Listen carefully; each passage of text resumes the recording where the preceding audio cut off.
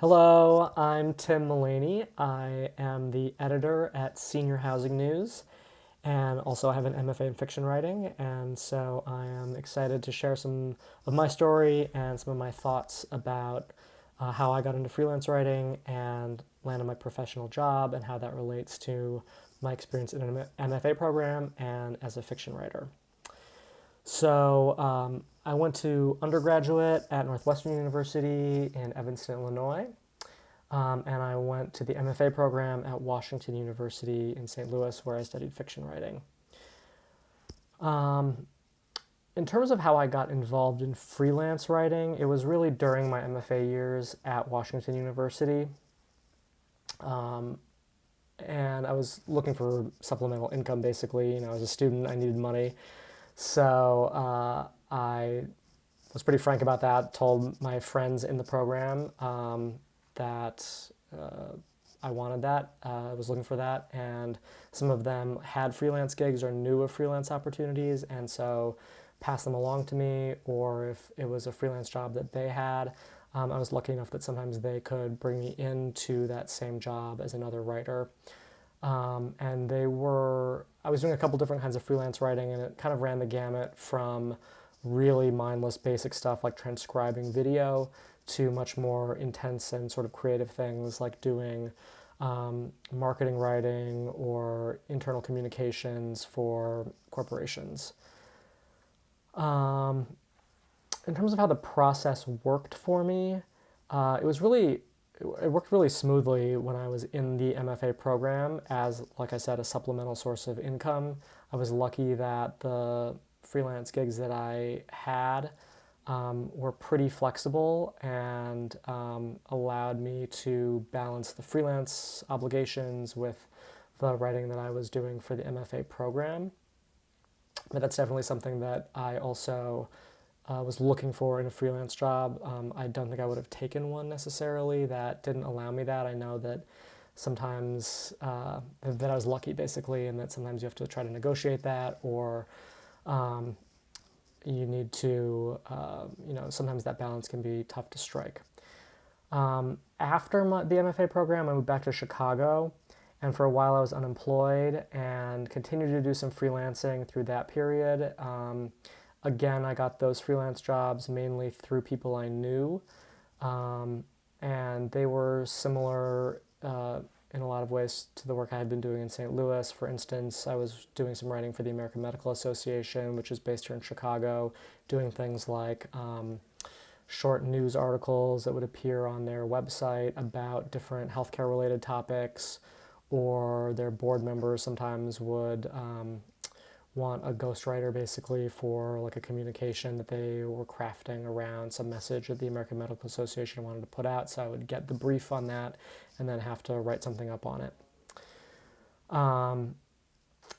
At the same time that I was doing that freelance writing, I was looking for a permanent job, one that would have a steady salary, and was also looking for it to be writing related since that was my skill set. And I got a terrible job through Craigslist, and then was looking for another job and found one at a little magazine called McKnight's Long-Term Care News. You've probably not heard of it. I certainly hadn't. But I forget actually how I first saw the opportunity, but it turned out that someone who worked for the publication at that time had lived in the same dorm that I did at Northwestern in college, so that was a happy coincidence. I hadn't even really been friends with her, but because we had that connection, I think that really helped me get that job.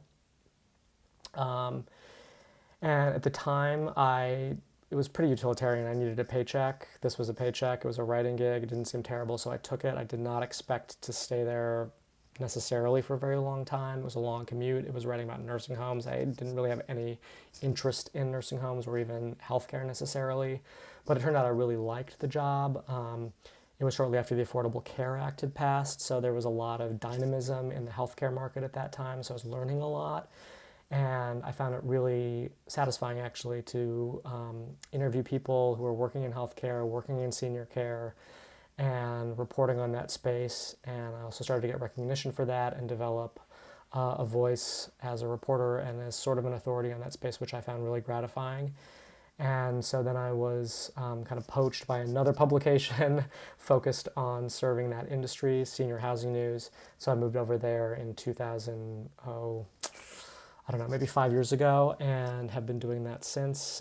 Senior Housing News so it was a startup when I joined them. It's still a startup today, but it's a little bit bigger now. And it's been really a gratifying, great job for me to have.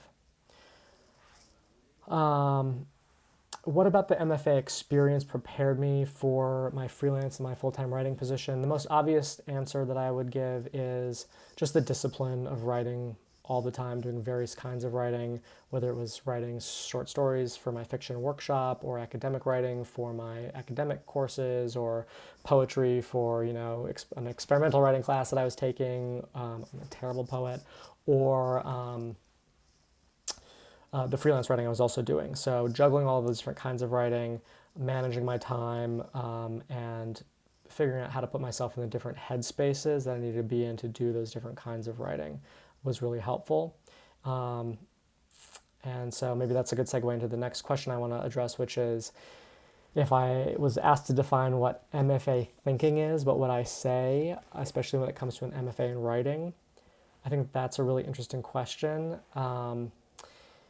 And actually, I want to answer that by kind of answering the next question that I wanted to tackle at the same time. And that next question was, any advice for a new MFA wanting to get into freelance writing or full-time writing at a business as a writer? So my advice to people who want to get into freelancing or who want a full-time position at a business as a writer is really think about who your audience is.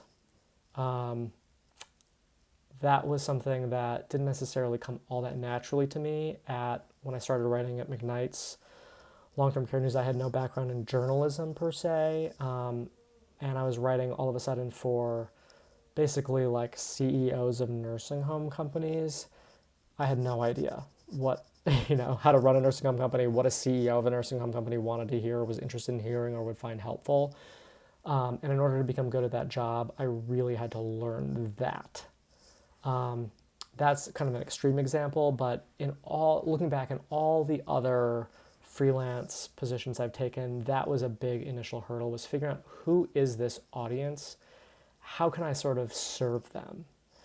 And if, in terms of MFA thinking back, if there was maybe like a blind spot in my thought process in the MFA program, and that I imagine other people in the program might agree with, was that MFA thinking was really focused on the craft of writing, on the sentence level, on the structure level, but there wasn't a lot of thought about who we were writing for. I was writing for my writing workshop. I was writing for the faculty of the program. I was maybe writing for the editor of the New Yorker or some other journal that I really want to be published in, or maybe for some imagined mass audience that I dreamed of reaching, but I never really thought about audience all that much. And suddenly in freelancing, I had such a specific audience to serve. And that was huge learning curve for me, and also really helpful to me as a writer, I think, to be forced to think that clearly about who I'm writing for. And I think it's also an exercise in ego to take myself out of it. I think to some extent, even today when I'm writing fiction, I am my own ideal reader. And I think it really helped me grow as a writer to be forced out of that comfort zone. So my advice is be prepared to do that, and be prepared for what it takes to maybe have a shift in mindset to do that. It's a little humbling. It was a little humbling for me, for sure. Other questions, maybe about how do I make the mental space and carve out time to write, to do fiction writing when I have this day job? What are my daily routines? How have I stick to writing? That's a good question. And I don't have one answer for it because my routines have changed as my jobs have changed, as my life has changed. Um, so I think one piece of advice maybe I'd have is to be flexible, and that can be really hard. It's really hard for me. I think it can be really hard for other writers because routines feel a little bit magical, I think, sometimes. And if I'm convinced I do my best writing in the morning, it's like torture to not have that time and to be forced to write it at night or in the afternoon. Um, and I really do think that there's something to be said for definitely, writing at the time of day that you feel sharpest or most productive, and that you feel you do your best work. But I have also found a lot of different benefits and freedoms in being forced to be flexible.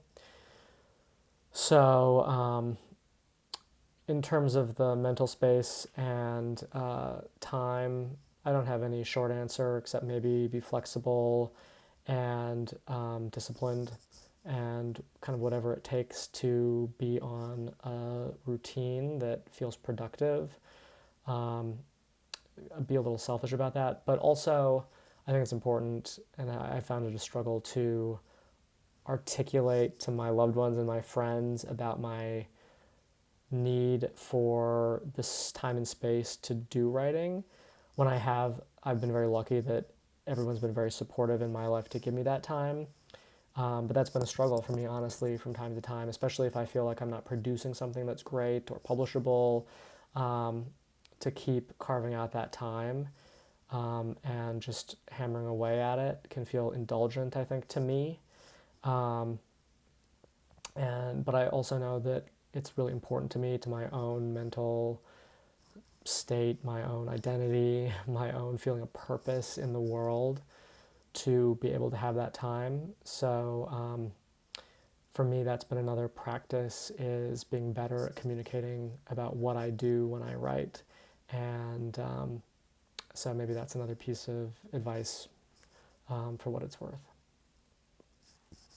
Just from a daily routine standpoint now, just to be very practical, I am working from home like everyone, or not like everyone, but everyone who can, I guess, is working from home right now. A lot of writers are, I think. So I'm getting up in the morning, I'm making my morning tea, sitting down at my computer, and getting to work for Senior Housing News. I'm working pretty long days right now because it's a really intense time for the senior living industry with COVID-19.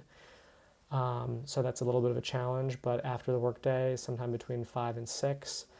Right now, I've been transitioning pretty quickly into doing some of my own fiction writing for an hour to 2 hours. I don't have kids. I've got a boyfriend, but he sometimes works in the evening as well. So from a lifestyle standpoint, it's pretty easy for me. I'm pretty lucky that way too, to be able to have that time. Um, but at other times, it's been different. Sometimes I get up early to write. Sometimes I've tried to write in the middle of the day. That's been really hard for me. I try to write every day. But I was also working on a book for years, which kind of hasn't gone anywhere. But coming out of that, I really needed a break. So I gave myself a break. And now I'm writing every day when I'm working on a project. But then I'm giving myself freedom to take days or weeks off between projects. And that's really been, I think, healthy for me. So again, hopefully that's helpful to hear that perspective. I think there's no one right answer, obviously. So it was a pleasure to be able to talk about myself for a little bit, and I really do hope that this was helpful, and best of luck to everyone in all of your writing endeavors.